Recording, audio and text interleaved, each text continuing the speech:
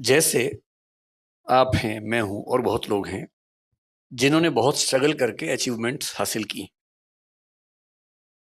जब वो अपने बच्चों को सुविधाएं देते हैं, उनका लॉजिक क्या होता है कि बेटा हम तो लाइट भी नहीं आती थी, टेबल लैंप जलाते थे। टेबल क्या, वो जो डिबरी वाला होता था, ऑयल वाला जो लैंप होता था, लालटेन जलाते थे, उससे पढ़ते थे। तुम्हें तो एसी, पंखा, कूलर सब कुछ मिला हुआ है, इतने बढ़िया लाइट्स मिली हुई हैं, लाइट भी नहीं जाती है, जनरेटर भी लगा हुआ है। बेटा एक तो हम हमारे पुरानी पीढ़ी में सब पेरेंट्स का स्कूल नदी के उस पार ही था। हमारा स्कूल तो नदी के उस पार था। मैं परेशान हूं कि सारे स्कूल नदी के उस पार थे, तो लोग इस पार क्यों रहते थे? उसी पार रह लेते। पर पर सभी के पिताजी नदी के उस पार पढ़ते थे, और नदी पे पुल भी नहीं होता था। नदी पैदल पार करते थे, 10 मील दूर चल के जाते थे, फिर स्कूल में स्ट्रगल होती थी। ये हम सब ने सुना है।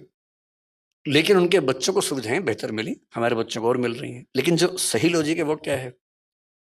कोई व्यक्ति इतना महान इसलिए बना, इतना अच्छा इसलिए बना कि उसने स्ट्रगल की थी। क्योंकि स्ट्रगल करने से उसके अंदर जो स्मार्टनेस आती है, उसके बिना आ ही नहीं सकता। थॉमस एडिसन को स्कूल के लोगों ने कहा कि ये पागल बच्चा है, हम नहीं झेल पाएंगे इसको, स्कूल से निकाल दिया उसको। उसकी माँ बड़ी समझदार थी, तो बच्चे को माँ लेके आई घर। बच्चे ने पूछा, मम्मी मैं स्कूल नहीं जाऊंगा कल से? तो बोली, हाँ बेटा। क्यों? तो उसने कहा, प्रिंसिपल कह रहे थे कि बाकी बच्चे तुम्हारे साथ चल नहीं पाएंगे। बात तो सही बोली, पर दूसरे तरीके से बोली। घर में पढ़ाया, 12 साल की उम्र में उसको सेल्समैन बना दिया। 14 साल की उम्र में वो टेलीकॉम ऑपरेटर बना पहली बार। जिज्ञासा पैदा हुई, रिसर्च करने लगा। करते करते उसने 20-25 की उम्र में, जिसको हम फोनोग्राफ कहते हैं, उसका आविष्कार किया। और वो आदमी जिसको स्कूल ने पागल कह के, मेंटली रिटार्डेड कह के निकाला था, 1078 पेटेंट उसके नाम पे हैं। ये वो बच्चा था, क्योंकि उसको स्ट्रगल मिली। जिसको स्ट्रगल नहीं मिलेगी, कोई खास तीर नहीं मार पाएगा। सही बात है। इसलिए अगर आप चाहेंगे आपके बच्चों को सारी सुविधाएं मिले, तो एवरेज लोग बनेंगे, बहुत खतरनाक किस्म के लोग बनेंगे, इस पर के चांसेस कम है। तो तरीका ये है कि सुविधाएं दें, थोड़ा सा लिमिट करें, और कोशिश करें कि किसी एक मामले में फायर उनके अंदर पैदा हो। किसी एक मामले में उनको 10 ऑप्शन दीजिए कि भाई तुम्हें खेलना है तो 4 दिन ये खेल खेल के देखो, क्रिकेट खेल के देखो, फुटबॉल खेल के देखो। जिस खेल में उनका एप्टीट्यूड ठीक से काम करे, उनका मन भी लग जाए, उसमें आगे बढ़ाइए। जिस दिन आपके बच्चे को कोई फील्ड मिलेगी जहां उसका मन कर जाएगा, फिर ये चीज बीच में नहीं आएगी कि सुविधाएं हैं तो बच्चे आगे नहीं बढ़ रहे, फिर बढ़ेंगे। उनको इंटरेस्ट वैसा डेवलप होना चाहिए। तो आपके और मेरे लिए सलाह ये है, क्योंकि हमारे बच्चे उस स्थिति में है कि संघर्ष वैसे तो नहीं मिलेगा उनको, तो थोड़े और संघर्ष, थोड़ा हॉस्टल लाइफ जब मिलेगी, बाहर जाएंगे, 50 लोगों से मिलना जुलना होगा, वो होगा। एक ऐसी फील्ड चुनवा दीजिए जो उनके इंटरेस्ट की हो, और उसमें उनका मन करे कि मैं कमाल कर दूं। तो फिर आप पाएंगे वो सारे सिम्टम्स दिखेंगे जो हमें अभी नहीं दिख रहे। एक इसमें आखिरी छोटी सी बात मैं आप सबसे रिक्वेस्ट करूंगा। देखिए, मेरा एक बेटा है, एक बिटिया है, जो मतलब हमारे भाई साहब की बेटी है, हमारे साथ रहती है। दोनों बच्चे 17 साल के भी हैं, 18 के होने वाले। एकदम सामान्य बच्चे हैं, पढ़ने में भी सामान्य हैं, हर चीज में सामान्य है। ज्यादा स्ट्रेस लेना नहीं है, साधारणता को एंजॉय करना है। हर बच्चा महान नहीं बन सकता। और एक बात और ध्यान रखनी है, जब तक स्पार्क ना हो, आप कुछ बड़ा नहीं कर सकते। और स्पार्क हर व्यक्ति के जीवन में अलग अलग टाइम पे आता है। विवेकानंद जब तक रामकृष्ण परमहंस से नहीं मिले थे, वो स्पार्क नहीं आया था। वहां जाके स्पार्क आया, तब वो महान बने। महावीर स्वामी 30 की उम्र में घर से निकले, और उसके बाद 12 साल तपस्या की उन्होंने। भगवान बुद्ध 28 की उम्र में घर से निकले। आप पाएंगे जितने महान लोग हैं, लगभग 28 से 35 के बीच की एज में वो महानता के पहले बिंदु पर पहुंचते हैं। और हम 13 साल में, 14 साल में उम्मीद करें कि बच्चा कमाल कर दे। उस स्पार्क का वेट कीजिए, चिंगारी कभी तो लगेगी। वो चिंगारी जब लगेगी कमाल हो जाएगा, आप चिंता मत कीजिए। चिंगारी का इंतजार कीजिए, चिंगारी का माहौल बनाइए, घास फूस इकट्ठा करते रहिए, ताकि चिंगारी आए तो आग लग जाए। बस हमारा उतना ही काम है। आपने थॉमस एडिसन का कहा कि वो सेल्समैन बना। सेल्समैन तो आप भी बने थे, आपने कैलकुलेटर बेचे। तो जब जिंदगी का आपका वो पड़ाव आया, जब आप डाउन एंड डस्टेड थे, तो वहां से कैसे उठे? मैं 16.5 की उम्र में डीयू में पढ़ने आया था, और घर में कुछ ऐसी दुर्घटनाएं हुई कि मुझे 17.25 साल की उम्र से नौकरी करनी शुरू करनी पड़ी। जैन समाज में शायद ये सामान्य बात है, 15-16 साल में बच्चा गले पे बैठ ही जाता है आपके समाज में। मैंने सुना है कि ऐसी ट्रेनिंग होती है और ये ट्रेनिंग का बड़ा अच्छा तरीका है। क्योंकि जब मैंने पहली बार एक जैन को ये बात बताई, बोला हमारे तो होता ही है, इसमें क्या खास बात है। तो मैंने कहा हमारे नहीं होता भाई, हमारे लिए तो ये अलग बात थी। तो मैंने करीब 17 साल की उम्र में सेल्समैन की नौकरी की, कैलकुलेटर्स बेचता था उन दिनों।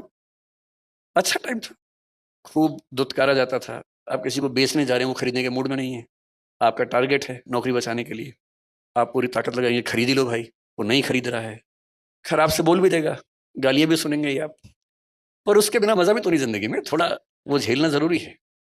तो मैं बहुत खुश इस बात से, मेरे पेरेंट्स दुखी रहे लंबे समय तक कि जो तुम्हारा करियर बनने का समय था हमने तुम्हें उस समय स्ट्रगल में डाल दिया। अब तो मेरी माँ नहीं है, 6 साल पहले उनका देहांत हो गया, पर मैंने उनसे हमेशा ये बात कही कि आपको अंदाजा नहीं है कि आपने क्या किया मेरे लिए। अगर आप भी मुझे सारी सुविधाएं देते तो मैं भी एक सामान्य जीवन जी रहा होता। स्ट्रगल्स दी तो उससे चीजें बहुत बेहतर हो गई। तो मैं तो बहुत शुक्रगुजार हूँ अपने पेरेंट्स का कि स्ट्रगल्स दी उन्होंने। हो सके तो थोड़ा बहुत हम भी दें स्ट्रगल्स, और उससे अच्छा रहता है। आपने माँ का अपना नाम लिया, हम मेरा एक क्वेश्चन अब नेक्स्ट इमोशंस को लेके है, और सतह यहाँ पे बहुत जेंट्स बैठे हैं उनके लेके है। लेडीज फिर भी अपना इमोशंस कहीं ना कहीं निकाल देती है, बट हम जेंट्स एक उम्र के आने के बाद अपना इमोशंस दिखा नहीं पाते। हमें हमेशा बचपन से सिखाया जाता है कि अपने इमोशंस कुछ भी हो आपको छुपा के चलने हैं लाइफ में। इसके बारे में आप क्या बोलना चाहें?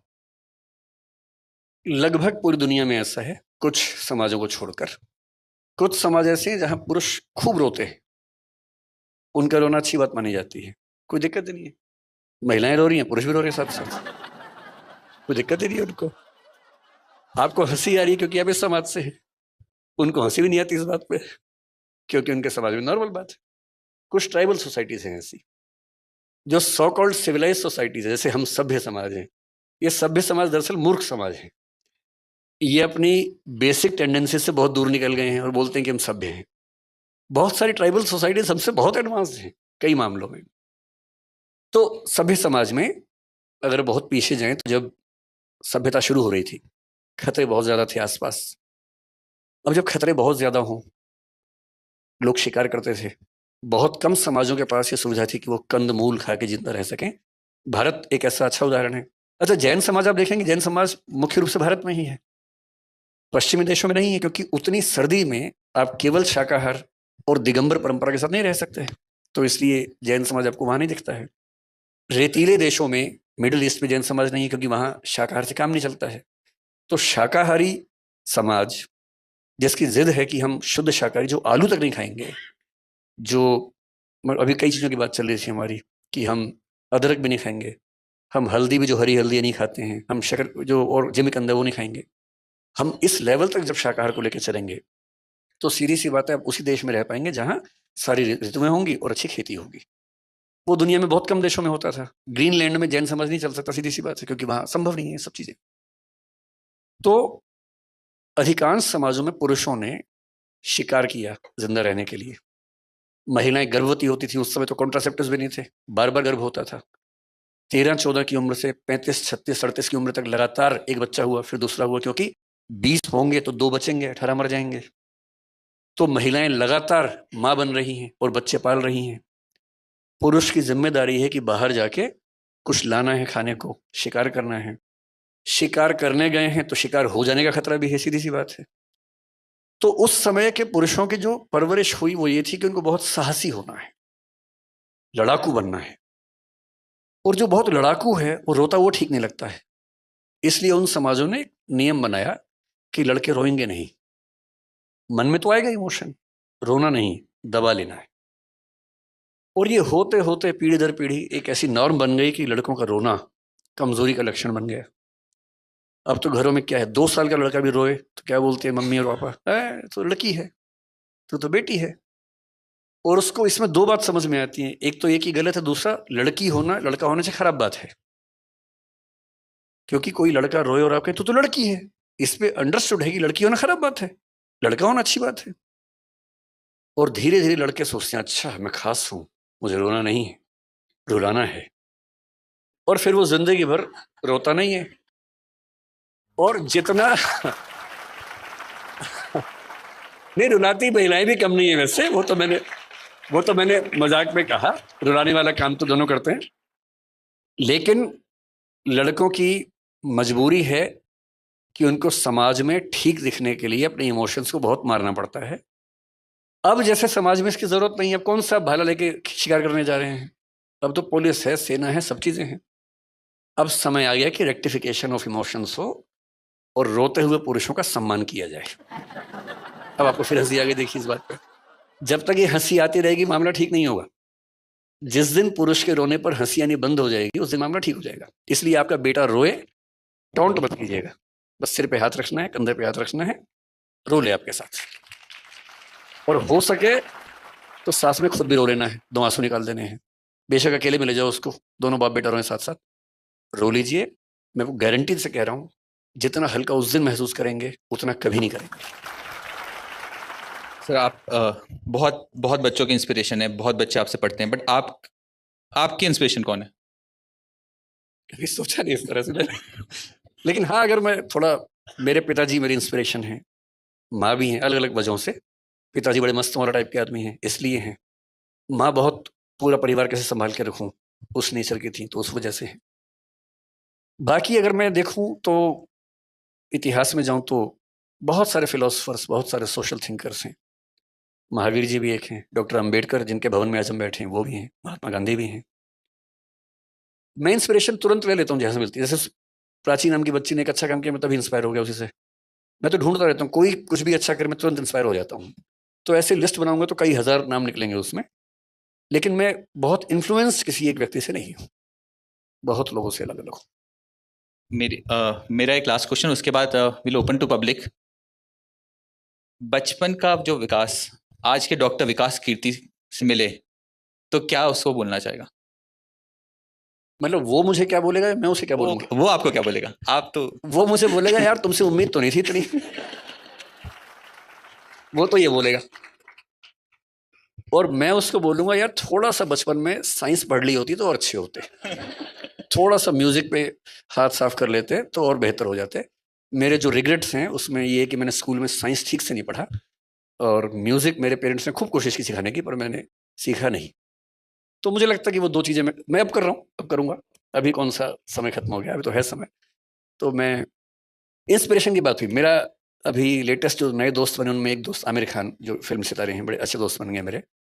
तो उस दिन पहले हम लोग साथ बैठे थे, उन्होंने बड़ी सुंदर बात बताई। उनकी उम्र 59 साल भी हुई है, 14 मार्च को उनका जन्मदिन था, मैं उस दिन वहीं उनके घर पे था। वो आदमी आजकल म्यूजिक सीख रहा है, रोज शाम को एक टीचर आती है सिखाने के लिए म्यूजिक, वो म्यूजिक सिखाती है, वो सीखता है। मैंने कहा यार कमाल के आदमी, मैंने उससे कहा कि मैं भी सीखूंगा अब जाके। तो जो बचपन में नहीं कर पाए अब कर लेंगे, ऐसा क्या है। साइंस में आजकल पढ़ रहा हूँ, म्यूजिक भी सीखेंगे, हम तो सब कुछ करेंगे जब तक जिंदा है, कुछ भी क्यों छोड़े। सीखने की कोई उम्र नहीं होती, जब चालू करो तब सवेरा।